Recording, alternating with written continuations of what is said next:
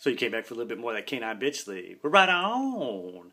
As I finished up, we was running down that hallway, and Genghis reached out that big old bear claw, grabbed a hold of me. A little pissed off, I guess, because I might have said something about kissing his mom in a joking manner, of course, you know. But Cadre was standing there, Jefferson, you know, and his little walkie-talkie went squawk. Right as we reached up there, we slowed down real quick, you know. Genghis had his arm around me, you know, real tight. Never been so glad to see Gatsmeyer before in my life, let me tell you.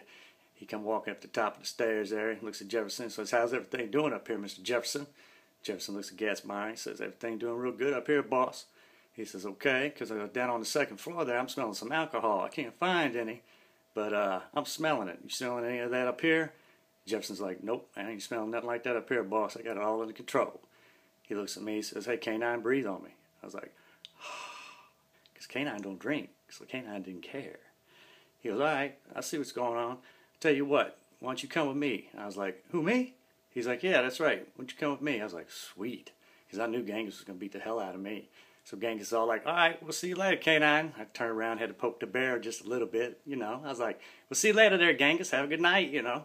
We made our way all the way down to the first floor. We're walking through there, you know, and I see Destiny sitting there and passing by. And I said, "So, how's Jimmy?" She goes, "You mean Rick?" I said, "Rick, Jimmy, whoever." Gatsmeyer says, "Just keep moving, Canine." So I just kept on walking, you know, didn't say anything else to her, you know. I said, "So what's this all about, man? What's cooking?" He goes, "Well, I need some help getting stuff out the back here, you know. We got to take this trash out from dinner. And I figured you wanted to be a leader, right? So you give me a hand." I was like, "Oh, man." So we're making our way back to this area, you know, in the back of the little dorm area that we got going on. Go through the kitchen area type thing, you know, open up the back door. We're taking out the trash, you know. Everything's everything. All of a sudden, Gatsmeyer's walkie-talkie goes off. You hear some cadre screaming, "Hey, we got a fire, man, back on the southwest side, man, in that little common area, man, and we need some help or the fire department or something, man. Somebody get back here." And Gatsmeyer looks at me and goes, "Come on, Canine." I'm like, "Come on, Canine, man, I ain't no damn fireman, man. Don't call 911 and I answer the phone. Are you crazy? Shit, I don't mess around with no fireman. You know, I ain't got no choice, though, so I'm following Gatsmeyer, you know. We make our way back, you know, into this hallway, run down. You can see smoke coming out. It ain't pouring out or nothing crazy, you know. Now, you also got to remember, okay, like I said before, all right, this is one of those last chance places, all right. So, you know, you got runaways and first-time offenders and stuff like that that didn't get put away like me, you know, got a chance, and that includes the pyromaniacs. So, with that in mind, we'll go ahead and make our way back, you know, down to this common area. And sure enough, man, there's a metal trash can, you know, sitting in the middle of that room, and it's just flaming. You know, I don't know what the kid's burning in there, but it's just flaming. Gatsmeyer looks at me, he's like, "Get that fire extinguisher."